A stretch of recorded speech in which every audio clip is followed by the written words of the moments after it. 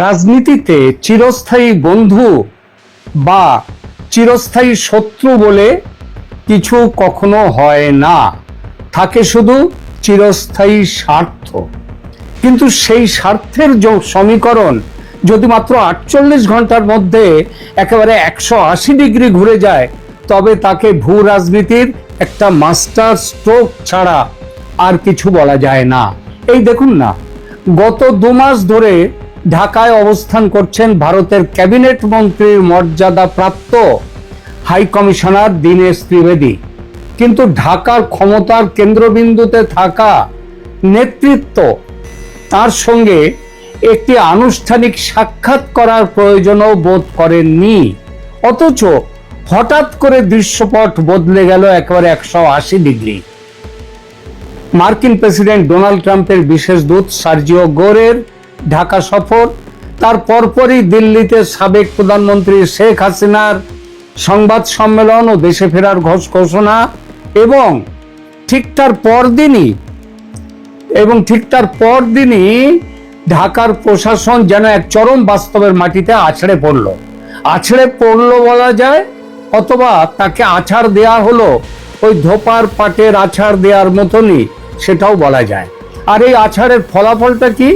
ওয়াশিংটনের white house আর দিল্লির south ব্লকের বার্তা পৌঁছতেই রাতারাতি বদলাতে শুরু করলো ঢাকার সুর। যে তারেক রহমান পাত্তা দিতে চাননি ভারতের রাষ্ট্রদূত দীনেশ ত্রিবেদীকে, সেই তার সঙ্গে সৌজন্য সাক্ষাতের তারিখ নির্ধারণে ব্যস্ত হয়ে উঠেছেন তারেক রহমান। এখন শোনা যাচ্ছে ওই ব্রিক্সের বৈঠকে ভারতের আমন্ত্রণ পেয়ে সেখানে আসবার জন্য এখন আকুলি বিকুলি করছেন তারেক রহমান। গল্প শুধু এটুকুই নয়, ঢাকার গণভবন, যেটা ছিল প্রধানমন্ত্রী শেখ হাসিনার বাসভবন, সেটা ভাঙচুরের পর যেটুকু আস্ত আছে একটু নতুন করে তৈরি করে নিয়ে সেখানে নতুন জমানার বাংলাদেশ সরকার একটা মিউজিয়াম তৈরি করেছে, নাম জুলাই স্মৃতি জাদুঘর। আর নতুন জমানার ক্ষমতায় আসার পেছনে যতটা ছিল শেখ হাসিনার বিরোধিতা, ঠিক ততটাই আছে ভারত বিরোধিতা। সুতরাং এই মিউজিয়াম এক অর্থে ভারত বিরোধিতার মিউজিয়াম। সেখানে ভারতের সীমান্ত সন্ত্রাস নামে নানান গল্প কাহিনী আর তাদের ছবি, ভাস্কর্য, এসব লাইন দিয়ে সাজানো ছিল। দীনেশ ত্রিবেদীর কাছে এসব খবর যে ছিল না তা নয়, ছিল, কিন্তু তিনি যে ঢাকা সরকারের কাছে এ নিয়ে কিছু বলেছেন কখনো এমন প্রমাণ নেই। কিন্তু তারেক সরকারের এখন এমন ভয় কাঁপুনি হাল যে তারা কোনো ঝুঁকি আর নিতে চায় না। মিউজিয়াম থেকে সরিয়ে ফেলেছে বিএসএফ এর গুলিতে নিহত ফেলানীর ভাস্কর্য সহ, ফেলানী খাতুন, তার ভাস্কর্য সহ সমস্ত ভারত বিরোধী প্রদর্শন সামগ্রী। সেই যে কথায় আছে না, বসতে বললাম সে কান ধরে নাকখত দিতে শুরু করলো, অনেকটা যেন তেমনই। কিন্তু হঠাৎ কেন এই আতঙ্কের ছায়া? কেন গণভবনের ইতিহাস থেকে রাতারাতি ছাঁটাই করতে হলো ভারত বিরোধী বার্তা? কে বলেছিল? কার কথায়? দিল্লির কি কোনো গোপন চাপ কাজ করছে, নাকি আমেরিকার বার্তাবে ঢাকা এতটাই ব্যাকফুটে গেছে যে ভাবছে কি করলে ভারতকে খুশি রাখা যায় সেইটা এখন দেখি। আজকের এই বিশেষ পর্বে আমরা ডিকোড করব ভূ রাজনীতির এই নতুন খেলা। ঘটনার সূত্রপাত বুঝতে হলে আমাদের একটু পেছন ফিরে তাকাতে হবে। সাউথ ব্লক যখন প্রথা ভেঙে একজন ক্যারিয়ার ডিপ্লোম্যাট বা পেশাদার কূটনীতিকের বদলে 3 বারের সাংসদ ও প্রাক্তন কেন্দ্রীয় মন্ত্রী দীনেশ ত্রিবেদীকে ঢাকায় ভারতের নতুন রাষ্ট্রদূত হিসেবে পাঠায়, তখনই একটি স্পষ্ট বার্তা ছিল। শুধু তাই নয়, ইতিহাস গড়ে ত্রিবেদীকে দেয়া হয় ক্যাবিনেট মন্ত্রীর মর্যাদা। দিল্লির বার্তা খুব পরিষ্কার ছিল, ভারত ঢাকার সঙ্গে কথা বলতে চায় সরাসরি রাজনৈতিক শীর্ষ নেতৃত্বের ভাষায়, কেবল ওই কূটনীতির কেতাবি ভাষায় নয়। কিন্তু গত 2 মাস ধরে ঢাকায় যা দেখা গেল তা ছিল এক ধরনের সচেতন দূরত্ব তৈরি করা।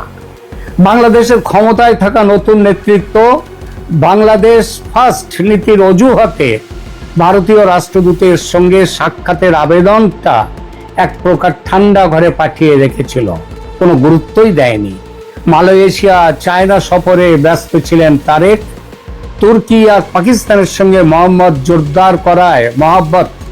জোরদার করায় ব্যস্ত ছিলেন জনাব তারেক।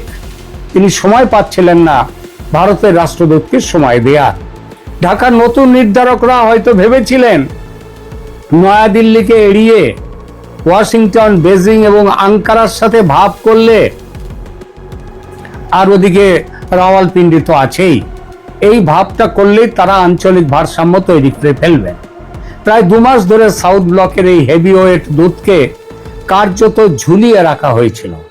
কিন্তু আন্তর্জাতিক কূটনীতিতে নীরবতা সবসময় দুর্বলতা নয়, কখনো কখনো তা বড় কোনো ঝড়ের পূর্বাভাস।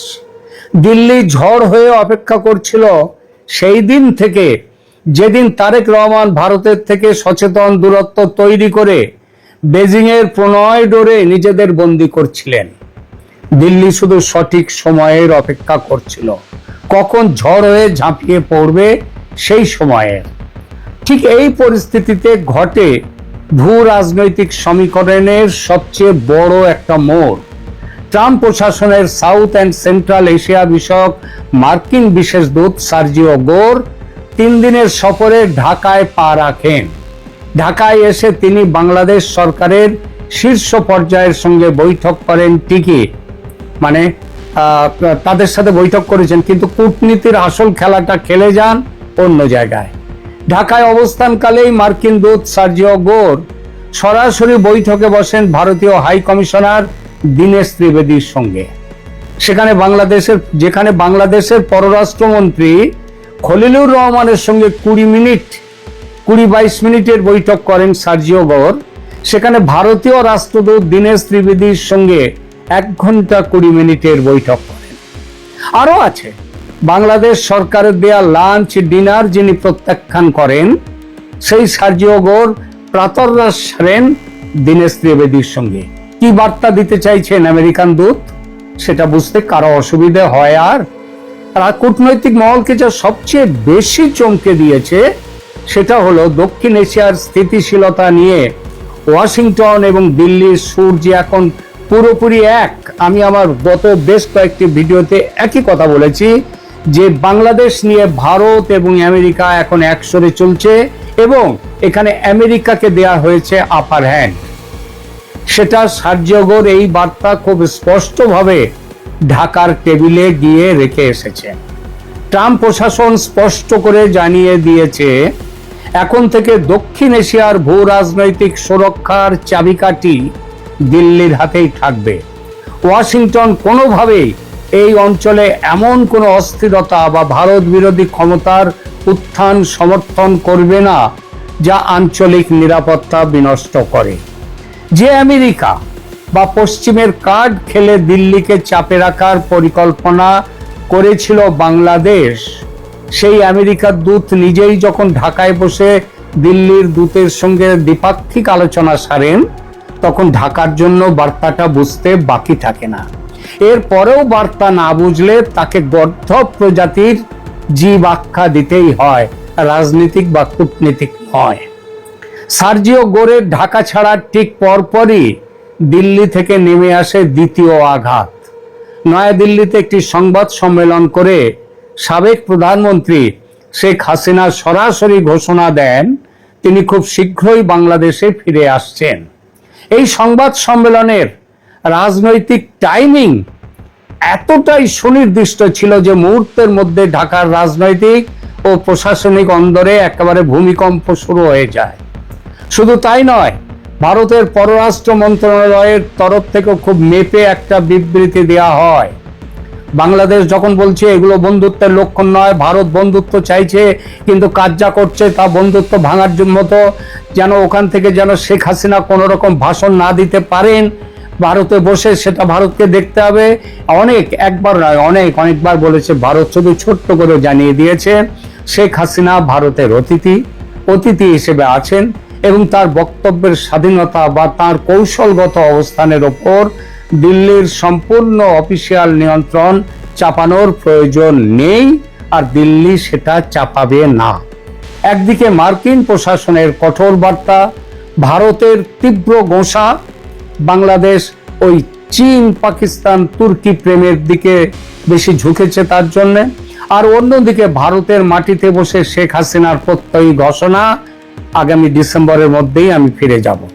এই তিনের ধাক্কায় ঢাকার মসনদ বুঝতে পেরেছে যে দিল্লি এখন আর ওই ডিফেন্সিভ গেম খেলছে না বা রিঅ্যাক্টিভ গেম খেলছে না, দিল্লি এখন অ্যাক্টিভ মোডে চলে গেছে। ভারত এবার সরাসরি সাউথ এশিয়ান পাওয়ার পলিটিক্সের চাল চালছে। আর এই জোড়া ধাক্কাতেই ঢাকার ক্ষমতাসীনদের মধ্যে ছড়িয়ে পড়ে প্রবল উৎকণ্ঠা ও উদ্বেগ। এই কূটনৈতিক চাপের প্রথম বাস্তব প্রতিফলন দেখা গেল কোথায় জানেন? ঐতিহাসিক গণভবনে। যে গণভবনকে এই মাত্র কয়েকদিন আগে, বোধহয় এক সপ্তাহ হয়নি এখনো, সেখানে জুলাই গণ অভ্যুত্থান স্মৃতি জাদুঘর তৈরি করা হয়েছে এবং সেই হিসেবে গড়ে তোলা হয়েছে মাত্র কয়েকদিন আগে, উদ্বোধন হয়েছে। সেই জাদুঘরের প্রদর্শনীতে চলল এক গোপন মেকওভার। কিরকম সেই মেকওভার? 8ই আগস্ট জাতীয় নাগরিক পার্টির প্রধান ও বিরোধী দলীয় নেতা নাহিদ ইসলাম তার প্রতিনিধি দল নিয়ে জাদুঘর পরিদর্শনে গিয়ে দেখলেন এক মারাত্মক ঘটনা ঘটে গেছে। তিনি অভিযোগ করেন সরকারের নির্দেশে রাতারাতি জাদুঘরের প্রদর্শনী থেকে সরিয়ে ফেলা হয়েছে ভারতের সীমান্ত হত্যা সম্পর্কিত সমস্ত নথিপত্র, তথ্যচিত্র। সবচেয়ে চমকপ্রদ বিষয় হলো 2011 সালে বিএসএফ এর গুলিতে নিহত কিশোরী ফেলানি খাতুনের যে স্মারক ভাস্কর্যটি জাদুঘরে রাখা হয়েছিল, সেটিও রাতারাতি সেখান থেকে সরিয়ে ফেলা হয়েছে। বাদ দেওয়া হয়েছে নরেন্দ্র মোদীর বাংলাদেশ সফর কেন্দ্রিক বিভিন্ন রাজনৈতিক প্রতিবাদ ও আন্দোলনের আলোকচিত্রগুলো। কেনই তাড়াহুড়ো? উদ্দেশ্য পরিষ্কার। কেন এক রাতের মধ্যে নিজেদের তৈরি করা মিথ্যে ঐতিহাসিক ন্যারেটিভ সেগুলো সরাতে হলো? রাজনৈতিক বিশ্লেষকরা বলছেন এটি আর কিছুই নয়, বাংলাদেশ যে চরম আতঙ্কিত, সেই চরম আতঙ্কিত হওয়ার ফসল এটা। ঢাকা খুব ভালো করেই বুঝতে পেরেছে যে আনুষ্ঠানিকভাবে ভারতকে চটিয়ে রাষ্ট্র পরিচালনা করা অসম্ভব। দিল্লির কঠোর অবস্থানের পর সরকার এখন যে কোনো মূল্যে ভারতের সঙ্গে সম্পর্কের টানাপোড়েন কমাতে মরিয়া। বাংলা কথা বলছে কি, এসো ভাব করি, এতদিন যা হয়ে গেছে ভুলে যাও। তাই গণভবনের ভেতরে থাকা ভারত বিরোধী প্রতীকগুলো সরিয়ে নিয়ে দিল্লিকে এক ধরনের কূটনৈতিক বার্তা দেওয়ার চেষ্টা করা হচ্ছে। বলা হচ্ছে আমরা সম্পর্কে রিসেট বোতাম চাপতে তৈরি, আর খুনসুটি করব না, আমরা এখন থেকে ভাব খেলবো। একদিকে মিউজিয়াম থেকে ছবি গায়েব করা, আর অন্যদিকে প্রায় 2 মাস এড়িয়ে চলার পর তড়িঘড়ি একেবারে ভারতীয় হাই কমিশনার দীনেশ ত্রিবেদীর সঙ্গে তারেক রহমানের বৈঠকের সূচি চূড়ান্ত করা। এই দুটি ঘটনা স্পষ্ট প্রমাণ করে যে বাংলাদেশ সরকার ভয় পেয়েছে, আর ভয় পেয়ে এখন পুরো ব্যাকফুটে। এদিকে স্বরাষ্ট্রমন্ত্রী সালাউদ্দিন সাহেব যতই চেঁচান শেখ হাসিনার প্রতি ভারতের সমর্থন নিয়ে, তিনি ভালো করেই বোঝেন ভারত ফুটো কড়ির বেশি গুরুত্ব দেয় না, দেবে না তার বক্তব্যকে। কারণ এখন হাত পেতে ভিক্ষে চাওয়ার পালা, অনুগ্রহ চাওয়ার পালাটা বাংলাদেশের, ভারতের নয়। বিদ্যুৎ উৎপাদন বাংলাদেশের গোল্লায় যেতে বসেছে ডিজেলের অভাবে। দয়া করে ডিজেল দাও। 30,000 মেট্রিক টন ডিজেল না দিলে আমাদের দেশ বন্ধ হয়ে যাবে। আর মাত্র তো 30,000 মেট্রিক টন, এটা তো, এই ডিজেল তো ভারতের হাতের ময়লা, দয়া করে দিন, নইলে আমরা মরে গেলাম। ভারত এখনো সাড়া দেয়নি। হিসাব করে দেখছে ভারতকে আদৌ ভাব করতে তৈরি? নিশ্চয়ই, কেন করবে না ভাব? কিন্তু মনে রাখবেন, ভাব ভালোবাসার ভাষা, এটা পরিস্থিতি অনুযায়ী পাল্টে যায়।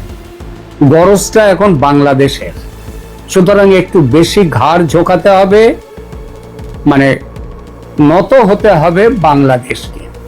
রাজনীতিতে রাস্তার স্লোগান আর রাষ্ট্র পরিচালনার চেয়ার, এ দুটো সম্পূর্ণ আলাদা জিনিস। বিরোধী দলে বা আন্দোলনে থাকার সময় যারা ভারত বিরোধিতাকে মূল রাজনৈতিক মূলধন করেছিল, ক্ষমতায় বসে সেই একই পথ অনুসরণ করা কতটা বিপজ্জনক সেটা এখন তারা হাড়ে হাড়ে টের পাচ্ছে। ভূগোলকে কখনো অস্বীকার করা যায় না। 3 দিক দিয়ে ভারত পরিবেষ্টিত একটি দেশের পক্ষে ভারতের সাথে স্থায়ী শত্রুতা বজায় রেখে অর্থনৈতিক বা রাজনৈতিক স্থিতিশীলতা আনা অসম্ভব। সার্জিও গোরের বার্তা, শেখ হাসিনার অবস্থান এবং সাউথ ব্লকের অনমনীয় কূটনৈতিক অবস্থান, এই তিনের চাপে পড়ে ঢাকা যে হাঁসফাঁস করছে, ইউটার্ন নিতে বাধ্য হচ্ছে, তা কেবল অভ্যন্তরীণ বিতর্কেরই জন্ম দেয়নি, বরং প্রমাণ করেছে ভূ রাজনীতিতে আবেগের কোনো জায়গা নেই। এখন প্রশ্ন হচ্ছে, গণভবনের দেওয়াল থেকে ছবি সরিয়ে বা তড়িঘড়ি করে দীনেশ ত্রিবেদীর সঙ্গে বৈঠক করে কি দিল্লি ঢাকার এই জমাট বরফ আদৌ গলবে, নাকি দিল্লির শর্ত পূরণ না করা পর্যন্ত এই কূটনৈতিক চাপ আরো বাড়বে? মনে রাখবেন, দিল্লির শর্তের মধ্যে দ্বিপাক্ষিক বিষয়গুলো যেমন আছে দুদেশের সম্পর্কিত, তেমনই আছে একটি বড় ইস্যু। সেটা হচ্ছে কি, আমি বারবার বলেছি তার কথা, শেখ হাসিনা ইস্যু। তার প্রত্যাবর্তন, তার নিরাপত্তা, আওয়ামী লীগের ওপর থেকে নিষেধাজ্ঞা প্রত্যাহার। 2000 চ্যানেলটি সাবস্ক্রাইব করতে ভুলবেন। রবিবাসরীয় বারবেলায় সকাল সকাল পাকিস্তান থেকে ধামাকাধার এক খবর। পাকিস্তানের আসিম মুনির কেস নিয়ে খবর নিঃসন্দেহে খুশি করবে না, কিন্তু আপামর ভারতবাসীর জন্য এক অকাল দিওয়ালি বলাই চলে। পাকিস্তানে এবার এমন এক ঘটনা ঘটেছে যাতে সারা দেশে রীতিমতো শোরগোল পড়ে গেছে। কারণ এবার পাকিস্তানে এমন ভাবে এক কুখ্যাত শীর্ষ কমান্ডার খতম হলেন, যা পাকিস্তানের ইতিহাসে বিরল। এবং এর পিছনে অনেকে ভারতকে ঘুরপথে দায়ী করার চেষ্টা করলেও দায়ী করার জন্য যথেষ্ট যে প্রমাণ দরকার হয় তা পাকিস্তানের কাছে নেই। পশ্চিমা বিশ্ব যদিও এই ঘটনার পিছনে ভারতের একটা যোগ খুঁজে পাচ্ছে, কিন্তু পাকিস্তান যদি সরকারিভাবে প্রমাণ করতে না পারে, তাহলে যতই তারা অভিযোগের তীর ভারতের দিকে তুলুক না কেন, আলটিমেটলি বাস্তবের মাটিতে সবকিছুই ভিত্তিহীন বলেই মনে হবে। কি হলো পাকিস্তানে? কেন হঠাৎ করে পাকিস্তান নিয়ে গোটা বিশ্ব এখন ভাবতে শুরু করলো? এবং রবিবারে এমন এক ঘটনা ঘটলো যা পাকিস্তানের জন্যই বা কেন বড় ধাক্কা। আজকের এই ভিডিওতে লাইভে আমি বোঝানোর চেষ্টা করব ঘটনা প্রবাহ পাকিস্তানের ঠিক কোন দিকে যাচ্ছে এবং কিভাবে পাকিস্তানের যাবতীয় প্ল্যান, ষড়যন্ত্র সব ভেস্তে যাচ্ছে। আজকে পাকিস্তানের এক কুখ্যাত শীর্ষ লস্কর কমান্ডার তিনি খতম হয়ে গেছেন। তার নাম কারি শাহিদ আব্দুল। সেই ব্যক্তি লস্করের শীর্ষ কমান্ডার ছিলেন, শুধু তা নয়, তিনি লস্করের প্রধান অ্যাসেট হয়ে উঠেছিলেন বর্তমান সময়ে। যখন ধারাবাহিকভাবে লস্করের একাধিক কমান্ডার আননোন গানম্যান দ্বারা খতম হয়ে যাচ্ছে, ঠিক তখন এই কারি শাহিদ আব্দুলকে প্রধান দায়িত্ব দেওয়া হয়েছিল লস্করের পক্ষ থেকে।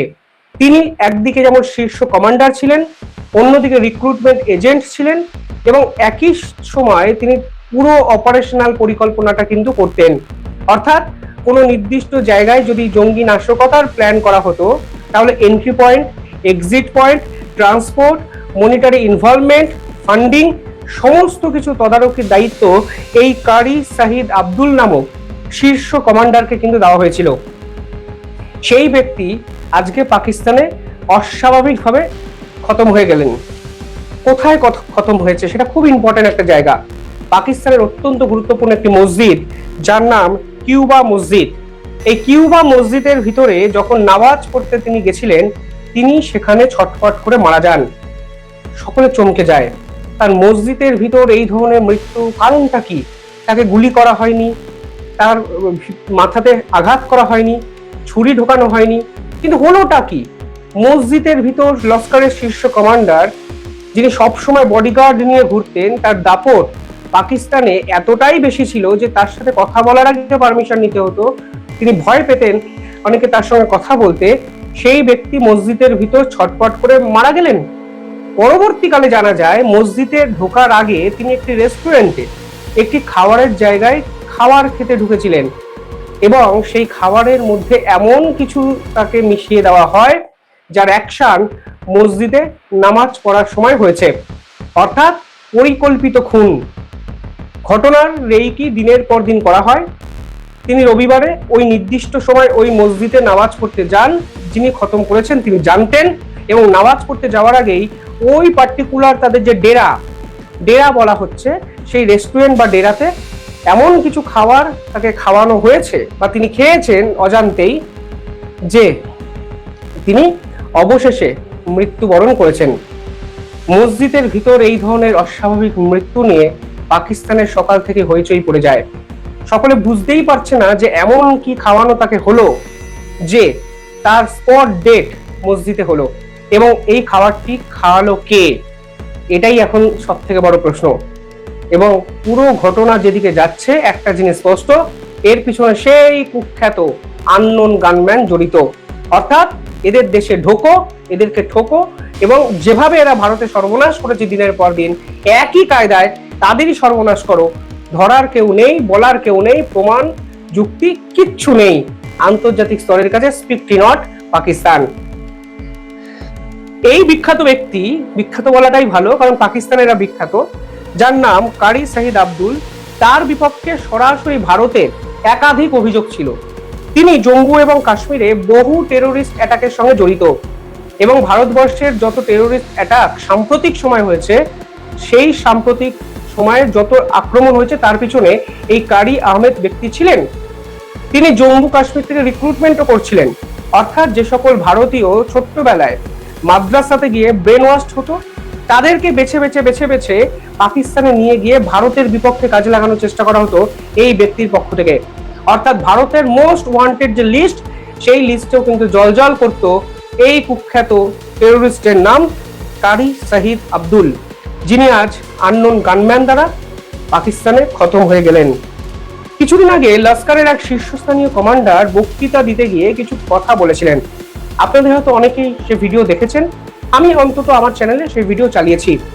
সেখানে লস্করের পক্ষ থেকে প্রকাশ্যে মঞ্চে স্বীকার করা হয়েছিল যে সাম্প্রতিক সময়ে তাদের দেশের একাধিক শীর্ষ নেতা আননোন গানম্যান দ্বারা নিহত হয়েছেন, এবং সেই আননোন গানম্যান নাকি ভারত ইচ্ছাকৃতভাবে প্ল্যান করে দিয়েছে পাকিস্তানের অলিতে গলিতে। তিনি বলেছিলেন, আমরা আমাদের 30 জন লস্করি সেনাবাহিনী সদস্যকে হারিয়েছি, এবং ভারতে বসে আননোন গানম্যান প্ল্যান করে এই ধরনের অপারেশন চালাচ্ছেন। তিনি পরবর্তীকালে আরো ভয়ানক কিছু কথা বলেন। তিনি বলেন 2008 সালে মুম্বাই অ্যাটাকে আমরা 166 জন ভারতীয়কে কিন্তু হত্যা করি। সেই মুম্বাই অ্যাটাকের সঙ্গে জড়িত যে দল, টিম, সদস্য, তাদের আজকে কেউই প্রায় অবশিষ্ট নেই। কেন অবশিষ্ট নেই? কারণ তাদেরকে বিভিন্ন জায়গায় খতম করে দিচ্ছে ভারত এবং আননোন গানম্যান। তারা বলছেন যে ভেরিয়াস পার্টে পিওকে এবং পাকিস্তানে তাদের মৃতদেহ পাওয়া গেছে, সংখ্যাটা 30, কিন্তু এরা সকলেই 2008-এর মুম্বাই অ্যাটাকের সঙ্গে জড়িত ছিল। পরবর্তীকালে পুলওয়ামা বলুন কিংবা একাধিক ঘটনা, নাশকতার ঘটনা বলুন, সকল ক্ষেত্রে পাকিস্তান যে সকল সংগঠনের সদস্যদের ইনভলভ করেছিল, তাদেরকে শেষ 3 বছরে বেছে বেছে মেরেছে আননোন গানম্যান। পাকিস্তান সরকার বুঝতেই পারছে না এই গানম্যানের পিছনে আসলে কারা জড়িত। আরো ইম্পর্টেন্ট কিছু তথ্য আপনাদের দিই, শেষ 6 মাসের তথ্যগুলো একটু মাথায় রাখুন। প্রথমে খতম হলো শেখ ইউসুফ আফ্রিদি, অত্যন্ত গুরুত্বপূর্ণ এক শীর্ষ কমান্ডার ছিলেন লস্করের। দ্বিতীয় নাম আমির হামজা। আপনারা ধুরন্ধর দেখেছেন, ধুরন্ধর 2 যদি দেখেন, এই হামজা নামটার সঙ্গে আপনারা পরিচিত হবেন, যারা ভারতে ক্রমাগত জাল নোট, জঙ্গি, একাধিক জায়গায় তারা বিভিন্ন ক্ষেত্রে নাশকতার পরিকল্পনা করেছিল। সেই আমির হামজা কিন্তু লাহোর পাকিস্তানে খতম হয়ে যায় সাম্প্রতিক সময়ে। পাশাপাশি পুলওয়ামার সঙ্গে সরাসরি জড়িত ছিল এই হামজা। পরবর্তীকালে আরো একাধিক নাম, এই লিস্ট যদি বলতে শুরু করি সেই লিস্ট শেষ হবে না, যারা পাকিস্তানের সবথেকে গুরুত্বপূর্ণ লস্কর কমান্ডার ছিলেন, যাদেরকে পাকিস্তানের গোয়েন্দা সংস্থা আইএসআই দিনের পর দিন কাজে লাগিয়ে ভারতের বিপক্ষে নাশকতার পরিকল্পনা করেছে। তারাই ধারাবাহিকভাবে আননোন গানম্যান, অচেনা আততায়ী, অজানা কোনো এক কারণে খতম হয়ে যাচ্ছে পাকিস্তানে। আমির হোসেন অত্যন্ত গুরুত্বপূর্ণ আর একটা নাম, বুরহান, ফলে কত নাম বলবো, সকলেই যারা একসময় ভারতের ত্রাস হয়ে উঠেছিল, ভারতের মোস্ট ওয়ান্টেড লিস্টের টপ 50-তে ছিল, তারাই পাকিস্তানের বিভিন্ন জায়গায় নয় গুলি খাচ্ছে, নয় মসজিদের বাইরে কোনোভাবে ছুরি দ্বারা আহত হচ্ছে, নয় বিষক্রিয়ায় মৃত্যু হচ্ছে। কিন্তু আজকের এই ঘটনা সকলকে ছাপিয়ে যাবে, কারণ লস্করের যে কমান্ডার যে দল, তারা দলের একাধিক সদস্যকে হারানোর পর এই ব্যক্তিকে কিন্তু দায়িত্ব দিয়েছিল। 2024-এর একটি রিপোর্ট আমি আপনাদের একটু পড়ার অনুরোধ জানাচ্ছি। গুগলে আপনারা এই রিপোর্ট পাবেন। এই রিপোর্টটি প্রকাশিত হয়েছিল দ্য গার্ডিয়ান নামক উল্লেখযোগ্য সংবাদপত্রে 4 এপ্রিল 2024, অর্থাৎ ঠিক 2 বছর আগে একটা রিপোর্ট। সেই গার্ডিয়ান বিশ্বের অন্যতম বিখ্যাত এক ও জনপ্রিয় সংবাদপত্র। সেখানে তারা হেডিং করেছিল যে Indian government order killings in Pakistan, intelligence official claim.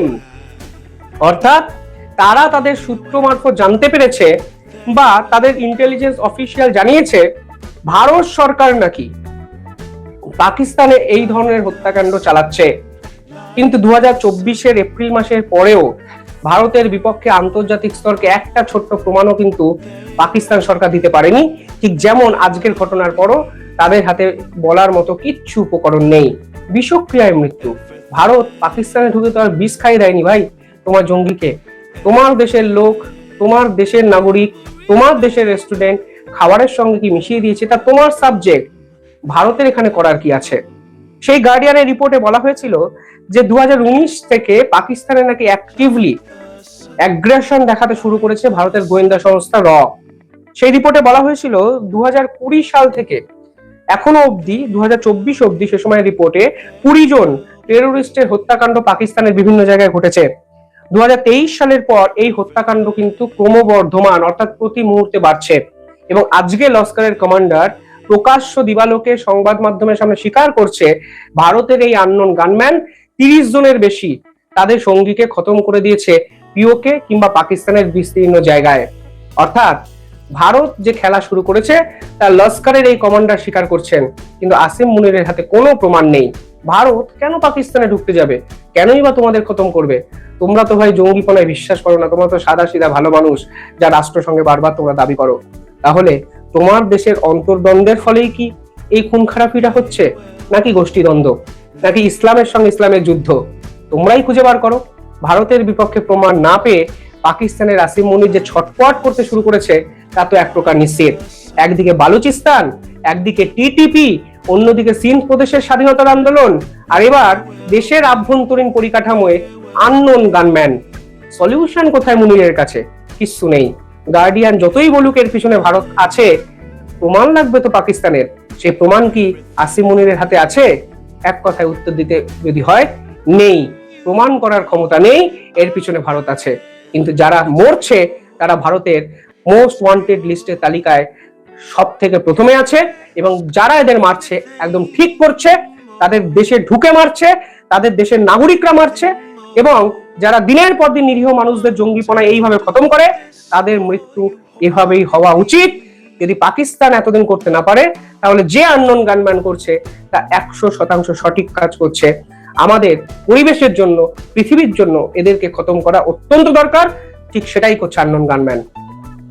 Bharat জড়িত নাকি প্রমাণ করুক পাকিস্তান।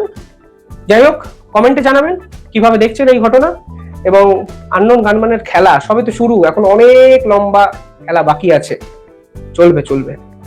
যাই হোক, অনেক আপডেট আসবে, আপডেটেড ভিডিও আমি নিয়ে আসবো।